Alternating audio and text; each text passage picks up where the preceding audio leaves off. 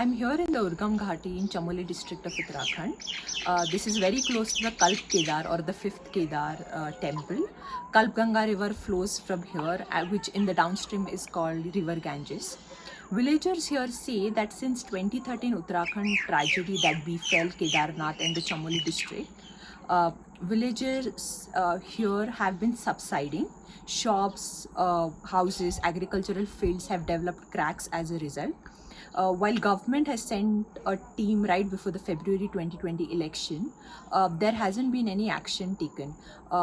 Several families from the villages have been leaving their houses and settling down in the plain area of Uttarakhand. ये देवग्राम में है हम लोग, और देवग्राम में एक घर है किशन सिंह नाम के व्यक्ति का। तो ये 2013 तक कुछ इसमें बढ़िया सा मकान था, परंतु 2013 में जो फ्लड आया इसमें बहुत ज़्यादा, उसकी जो वाइब्रेशन है उसके बाद ये पूरा घर जो है धीरे धीरे, पहले इतनी छोटी सी दरार थी, इसमें फिर बढ़ करके इस तरफ से हो गया और अब तो ये पूरा ढहने वाला है। तो ऐसी स्थिति है। और ये पूरा जमीन, ये ऐसा नहीं है खाली मकान ढह रहा है, देखिए आप जमीन के नीचे पूरी जमीन और ये पूरा जो है नीचे जा रहा है। और ये यहाँ नहीं, ये पूरे कम से कम जो है यहाँ से 5-6 किलोमीटर तक जो है ये सब चल रहा है। ऐसे कई घर हैं देवगिरा बांसा में जो है कम से कम 30-40 घर हैं। तो उनमें लगभग इस तरह की दरारें हैं। लोगों ने अपने घर अपने आप, क्योंकि अब वो ऐसे कैसे रह सकते हैं, तो अपने आप शिफ्ट करने लग गए लोग। और कई लोग ऐसे हैं जिनके पास पैसा नहीं है, तो वो ऐसे ही घरों में रह रहे हैं। सारी आपदा नहीं है। हाँ, बहुत सारी आपदा आई, बहुत परेशानी हुई हमको, खाने पीने की परेशानी हुई। 2013 से ये आपदा आई, ये खेत गाँव नीचे जा रहे हैं, नीचे डूब रहे नहीं है। हाँ। खेत चले गए। अच्छा। मकान में दरार आ गई। अच्छा। मकान की जो चौक होते हैं वो बैठ गई। हाँ, मकान टूटने बैठ गए, हमको खतरा होने बैठ गया। ये लगातार हो ही रहे ना। हाँ, लगातार उस समय से होते रहे।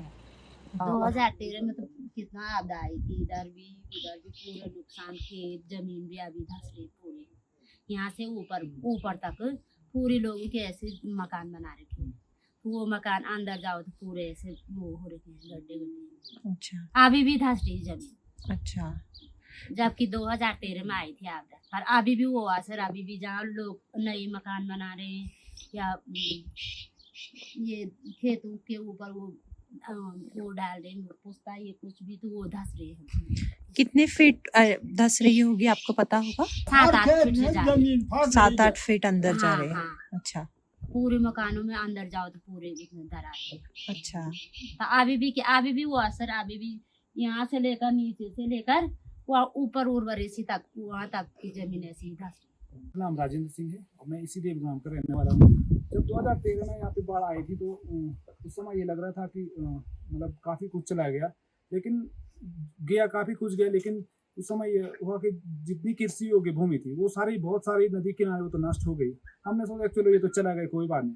लेकिन जब उसके बाद धीरे धीरे 13, 14, 15 वर्ष तो धीरे धीरे जमीनें खिसकने लगी, लोगों के मकान जो कि दरारें पड़ने लगी और लोगों की मुसीबत बढ़ने लगी। ऐसा देवग्राम नहीं है, देवग्राम के उपगांव है गिरा और बांसा, वहाँ इससे भी ज़्यादा हालत ख़राब है कि लोग आज मतलब के लोगों के पास उतना धनराशि पैसा नहीं है बनाने के लिए, लोग ऐसी मकान में रहने के लिए मजबूर हैं। 100 साल पहले वाला ये आपदा आया, 100 साल पहले हमारे बुजुर्ग ने बताया हमको। अब हमारी उम्र में तो यही आई। अब पहले वाले ने तो पता नहीं क्या झटका पड़ी कि जब वह कुछ कि नहीं हुआ कि जो कुछ वह हुआ क्या। आप कह रहे हैं कि मैंने अपने जीवन में पहली बार 2013 में आपने देखी, और हमारे पूर्वज कहते थे कि ऐसे कि 100 साल पहले जब बहुत कम परिवार रहे होंगे, यहाँ से 5 या 7 परिवार ऐसे रहे होंगे, तो उस समय जो है कहते हैं कि यहाँ पर डिजास्टर आया था। और परंतु आया तो था, परंतु जो है इतना नुकसान का आकलन नहीं हुआ है। परंतु जो 2013 में आया उससे जो है जमीन का बहुत बड़ा नुकसान हुआ है। फिर दूसरे में ये कह रहे हैं कि इसके नीचे जो भूगर्भीय जो दबाव हो रहा है, नीचे जमीन धंस रही है, पता नहीं, इसके बारे में जानकारी नहीं है कि क्या हो रहा है। हाँ, तो आप जमीन के नीचे के क्या पता है, क्या पता चलेगा, क्योंकि वो कह रहे हैं कि उसके बारे में हम ज्यादा नहीं बता सकते, पर हो रहा है। मैंने जमीन नीचे धस रही है। बैठ रही सारी जमीन के बड़े बड़े बड़े बड़े मकान मकाने- मकान या जमीन जमीन और बड़ी बड़ी सब मकाने जो है वो जो है सब टूट रही है या टूट धस रही है, मकान धड़क रही सब। जब जमीन नीचे नीचे जाएगा तो मकान क्यों नहीं टूटेगी। तो इस मामले को हमने शासन स्तर तक भी पहुंचाया। ऐसा नहीं है कि उत्तराखंड सरकार को पता नहीं है, भारत सरकार को मालूम नहीं है या जिलाधिकारी को पता नहीं है, सबको पता है। उसके बावजूद ये हालत। 2022 में जब ये विधानसभा का चुनाव होना था उससे एक महीने पहले यहाँ भूगर्भ वैज्ञानिकों की टीम आई थी और उन्होंने देखा कुछ घरों में और उन्होंने कहा कि हमें जो है सरकार को रिपोर्ट देनी है, पर उसके बाद ये नहीं बताया कि क्या है रिपोर्ट की स्थिति। 2013 के डिजास्टर के टाइम में दिस रिवर कॉल्ड उर्गम नाला या उर्गम गदेरा जो भी इसका नाम है, कल्पगंगा, कल्पेश्वर महादेव से आती है, it was activated and so much so that it brought so much of sediments that it completely destroyed the power project. Now when that kind of sediments they move in the river which has got a very steep gradient, this sediment act as a erosive power.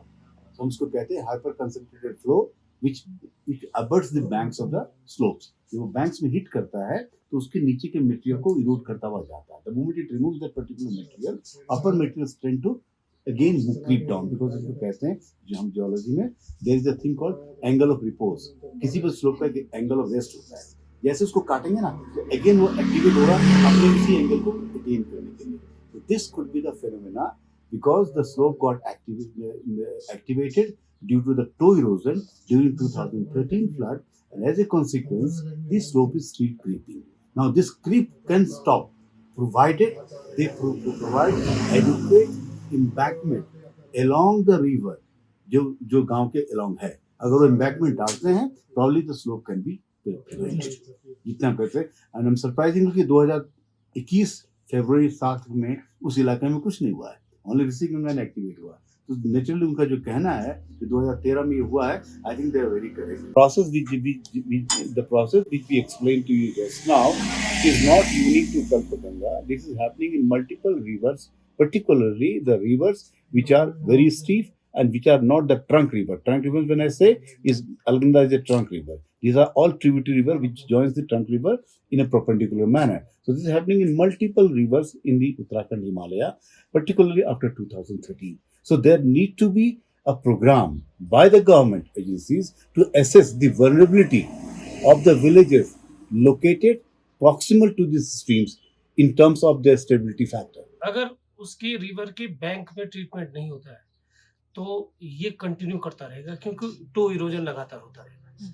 उसकी जो जड़ है लगातार पानी खोता रहेगा. अब reactivate तो ही रखा है तो स्लोप क्रीप करता रहेगा. So what I am saying that considering the size of the disaster of 2013, it is obvious that and there are stories from there are news from every valley, smaller valleys, that the slopes are reactivated. So considering that factor, one program should be launched to map this type of slope reactivation after 2013. That should be initiated.